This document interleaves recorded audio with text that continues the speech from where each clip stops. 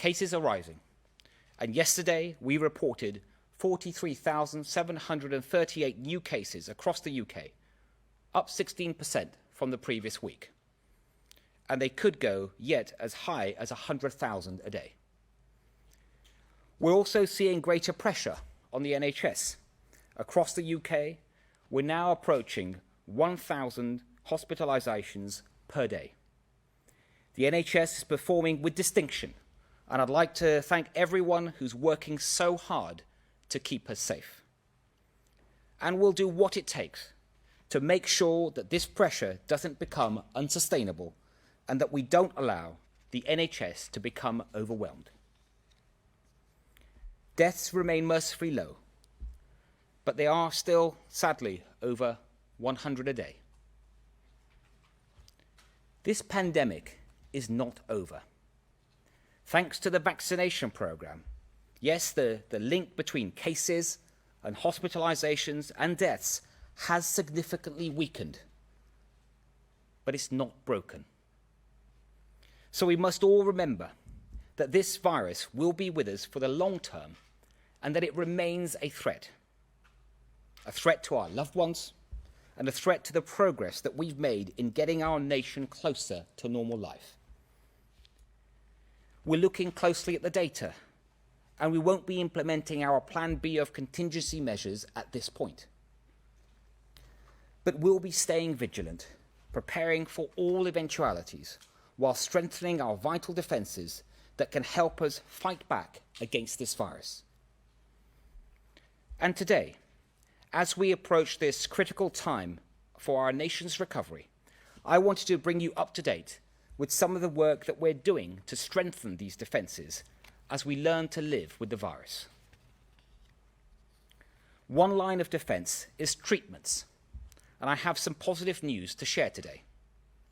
We should all be proud that the UK has been at the forefront of some of the most cutting-edge treatments.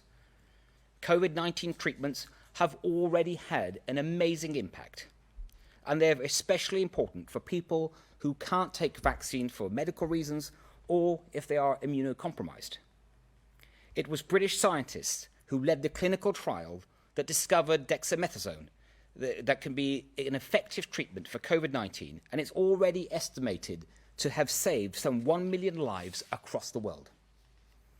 And some of the most vulnerable NHS patients in hospital are already benefiting from Ronapreve, a treatment of monoclonal antibodies that was specifically designed to treat COVID-19. We're also seeing some promising developments around antivirals too.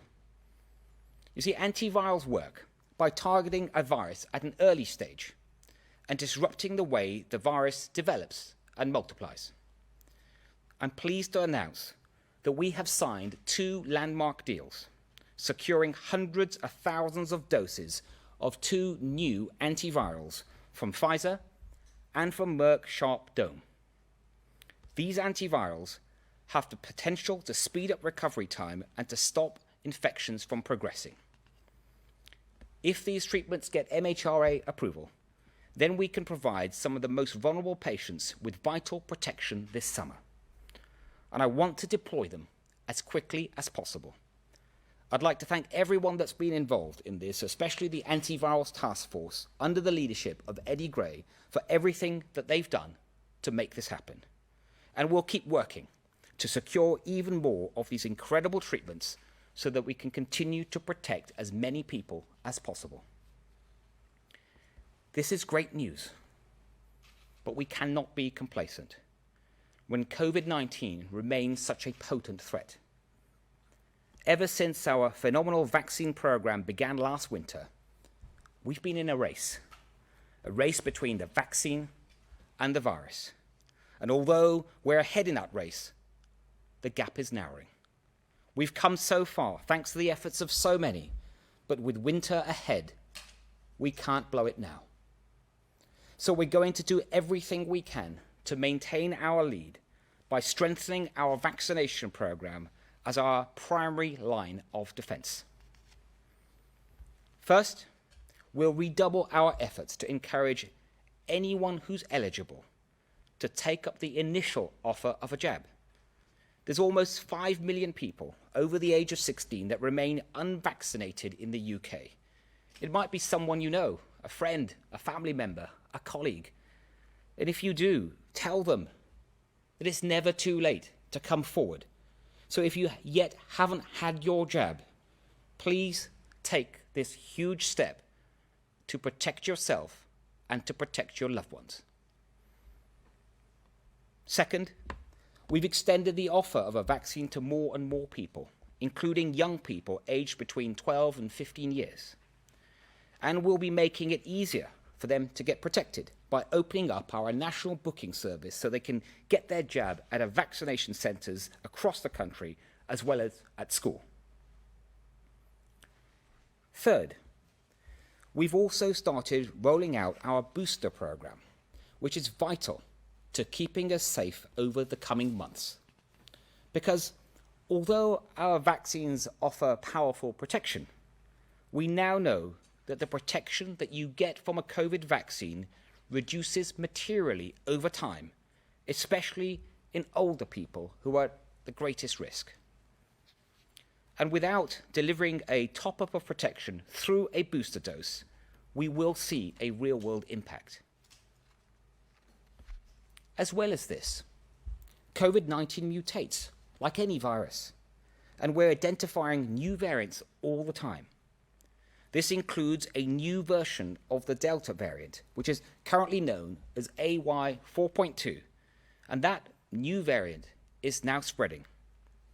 And while there's no reason to believe at this point that AY 4.2 poses a greater threat, the next variant, or the one after that, might do.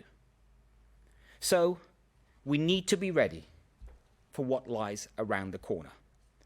This means our ongoing program of booster jabs is so important, and this winter we're prioritizing those most in need.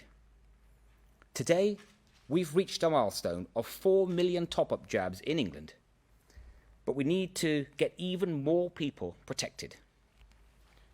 We've got the jabs. We just need the arms to put them in. If you're over 50 or in another priority group and had your second jab over 6 months ago, you're eligible for a booster, and the NHS will send you an invite. If you haven't been invited within a week of reaching that 6-month milestone, then please get onto the National Booking Service and book online or phone 119. Not just to save lives, but to keep your freedoms too. Because all of these precious moments that we've been able to restore over the past few months, the loved ones that we've been able to see, and the collective experiences that we've been able to share, they've been possible thanks to our vaccination program and because of so many of you that came forward when it was your time. And if we want to secure these freedoms for the long term, then the best thing that we can do is come forward once again when that moment comes. After the decisive steps that we've taken this year, none of us want to go backwards now. So we must all play our part in this national mission and think about what we can do to make a difference. That means getting the jab when the time comes, whether it's for COVID-19 or flu. But although vaccinations are our primary form of defense, there are many more things that we can all do to help contain the spread of this virus. Like, meeting outdoors where it's possible. And if you can only meet indoors, letting in fresh air. Like wearing a face covering in crowded and enclosed spaces, especially if you're coming into contact with people that you don't normally meet. And like making and taking rapid tests, making them as part of your weekly routine. 1/4 of the positive cases that we are now identifying come from those lateral flow tests that people are taking without symptoms, but they're taking them as a precaution, especially if they're about to go and meet a loved one, perhaps a grandparent or another vulnerable person. With winter soon upon us, these little steps make a big difference. And they're more important now than they have ever been. if we all play our part, then we can give ourselves the best possible chance in this race, get through this winter, and enjoy Christmas with our loved ones.